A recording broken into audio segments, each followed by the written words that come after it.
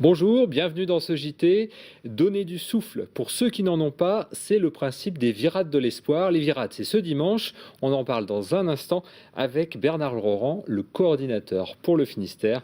Mais auparavant, un point sur l'actualité de ce mardi 20 septembre dans le Finistère. Une liaison maritime quotidienne entre Crozon et Brest, c'est le projet de la compagnie Azenor pour la rentrée prochaine. En attendant, la société navigue à l'électrique sur un tout nouveau bateau et ce depuis 2 mois. Marina d'été a pu tester cette embarcation. Mesdames et messieurs, bonjour et bienvenue à tous à bord du catamaran au monde à propulsion 100% électrique. Voici le Niami 54, un catamaran de croisière qui, comme son nom l'indique, peut transporter 54 passagers. À bord, pas un seul bruit de moteur et pas d'odeur de gaz d'échappement. C'est le tout premier bateau électrique de la rade de Brest. On a identifié une technologie qui est la technologie basée sur des batteries lithium-phosphate de fer. L'opérateur, concrètement, il prend son bateau le matin, il travaille pendant 8 heures à 8 nœuds, il met son bateau à quai le soir, et là, le soir, il y a un poste à quai, un poste électrique, il branche son bateau, et le matin, il revient, son bateau est chargé et repart pour une journée de travail. Une journée de travail qui s'avère très rentable pour la société Azenor, actuellement locataire du Niami 54. On a fait le calcul donc sur un bateau diesel. Comparé à ce bateau aujourd'hui, sur un équivalent en place et en dimension, on est sur un rapport de 15 à 20 fois moins cher sur le bateau électrique qu'en diesel. Des coûts d'exploitation moins chers qui pourraient permettre de développer plus de projets, comme des liaisons quotidiennes entre Brest et la presqu'île de Crozon. C'est dans les arrière-pensées du projet effectivement de mettre un bateau électrique pour ces liaisons. Si on met un bateau électrique sur ces liaisons, on va même pouvoir recalculer, à mon avis, les prix à la baisse. Aujourd'hui, les simulations ont été faites sur un bateau classique à propulsion diesel. Si on met un bateau électrique, forcément, ça aura des répercussions sur le prix du billet. Les liaisons pourraient voir le jour d'ici septembre 2012. On reste dans le domaine maritime et judiciaire avec la relaxe pour le capitaine d'un cargo chinois suspecté de pollution. Le Tiangdu Feng avait été surpris le 16 novembre 2010 au large d'Ouessant. Dans son sillage, 2 traînées d'hydrocarbures. Le navire évacuait en fait des résidus de charbon non polluants, a estimé le tribunal de Brest ce mardi. Le parquet avait requis une amende de 800 000 € à l'encontre du capitaine du navire. C'était en juin dernier. Passer la nuit avec des chercheurs, c'est la proposition très honorable d'Océanopolis pour ce vendredi soir. L'opération nationale La Nuit des chercheurs a lieu dans 20 villes en France, dont Brest. Objectif, briser certains stéréotypes et même susciter des vocations. Les explications de Anne Rognan, l'une des coordinatrices de ce projet, au micro de Marina d'été. Cette nuit des chercheurs, c'est tout simplement de faire rencontrer notre public, les visiteurs d'Océanopolis, aux chercheurs des différentes structures scientifiques de Brest ou de la Bretagne. Donc pendant cette nuit, il y aura plusieurs animations très diversifiées qui seront proposées aux visiteurs. Nous avons une énigme policière. Cette énigme policière ne peut pas se faire sans les 120 chercheurs qui seront présents dans le pavillon polaire et dans le pavillon tropical. Nous avons également un autre dispositif, le speed searching. Nous espérons faire rencontrer d'une manière très ludique et décalée les visiteurs à nos chercheurs. Il y aura 20 scientifiques autour d'une table avec les visiteurs pendant 5 minutes. Les visiteurs pourront découvrir le métier d'un chercheur, sa passion. Tout est prévu pour que dans l'énigme, ils puissent observer les aquariums, découvrir des espèces, rencontrer les chercheurs, trouver les réponses, passer un très très bon moment pendant 4 heures à Océanopolis dans une ambiance très festive. Et la nuit des chercheurs, c'est ce vendredi 23 septembre à partir de 19 h à Océanopolis et ce jusqu'à minuit. L'entrée est gratuite. Les candidats pour la centrale gaz de la Pointe bretonne seront bientôt connus. Les dossiers sont à déposer avant ce vendredi. Avec cette question, où sera installée cette usine de 450 MW?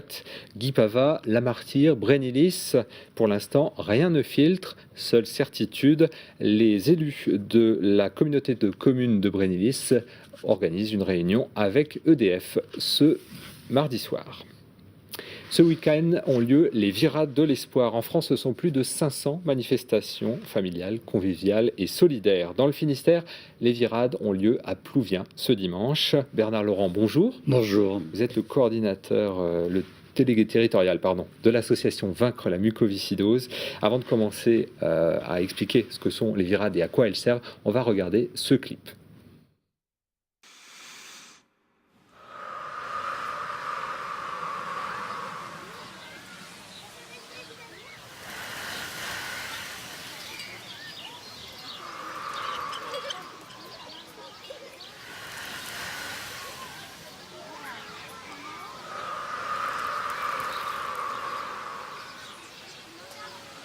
Alors Bernard Laurent, on vient de voir un extrait de ce clip pour parler des Virades et surtout de la lutte contre la mucoviscidose. En quoi consistent les Virades et à quoi servent-elles ? Alors, les Virades, c'est un concept qui a déjà 27 ans, 22 ans, pardon. Non, 27, je dis bien 27 ans.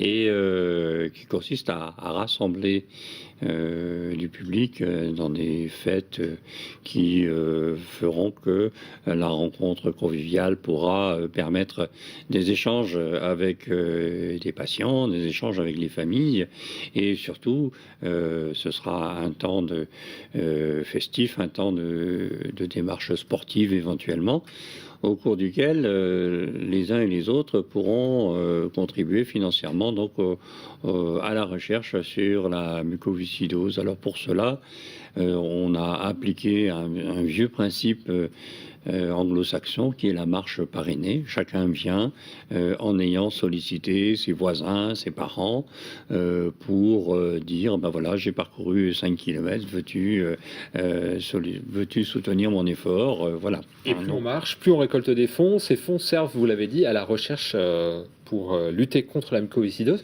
Où est-ce que l'on en est dans cette lutte et dans cette recherche contre la mucoviscidose ? La recherche sur la mucoviscidose actuellement, c'est surtout il y a deux grands axes. Il y a ce qu'on appelle la thérapie génique, qui consiste à vouloir remplacer le gène défectueux par un gène sain. Et l'autre aspect, c'est de lutter contre les infections et de lutter contre les effets donc, de cette maladie. Et dans ce domaine-là, on a beaucoup amélioré les traitements. L'espérance de vie a progressé largement. Vous pouvez même en témoigner puisque vous-même vous êtes concerné, votre fille est atteinte de mucoviscidose. Oui, tout à fait. Là-dessus, et indiscutablement, ce qui était autrefois une espérance de vie à 7 ans en 1965 quand l'association a été créée, eh bien on en est aujourd'hui à 45, 46, 47 ans et on a largement ouvert, je dirais, cet éventail des âges. Dans votre cas, on vous avait dit votre fille ne dépassera pas l'adolescent. On nous avait dit à l'époque, oui, en 1978, qu'elle deviendrait peut-être une adolescente. Elle a 33 ans aujourd'hui, donc témoignage s'il en est que les choses se sont améliorées. Et elle travaille et elle a une vie. Elle exerce une activité professionnelle normale. Participer aux Virades, ça aide les patients sur une journée de mobilisation. Est-ce que l'on peut prolonger la mobilisation tout au long de l'année ? Bien sûr, l'action de l'association, c'est une action qui est bien sûr focalisée sur la journée des Virades, mais tout au long de l'année, il est possible d'aider l'association en souscrivant à des dons, soit par prélèvement automatique, soit par marketing direct ou par d'autres formes de participation, comme la Pierre Le Bigot, comme éventuellement le Green de l'Espoir. Il y a différentes manifestations qui sont proposés. Et ce dimanche, ce sera à Plouvien, donc pour des randonnées, vous en avez parlé. Il y a aussi des parcours VTT, des initiations à la danse, des tours en 2 chevaux. Enfin, il y a un programme très large. Donc rendez-vous à Plouvien ce dimanche pour soutenir la recherche contre la mucoviscidose. Merci Bernard Laurent d'être venu nous parler donc, de cette mobilisation. Les Virades, on le rappelle, c'est un peu partout. D'ailleurs, on peut signaler qu'il y a aussi des rendez-vous dans les Côtes-d'Armor, puisque vous êtes aussi délégué pour les Côtes-d'Armor. Donc c'est à Erquy et à Tadin. Voilà. Merci beaucoup Bernard Laurent. Merci de nous avoir suivis. Ce JT est terminé. On se retrouve demain à partir de 18h15 pour un nouveau point sur l'actualité du Finistère. Bonne soirée à vous.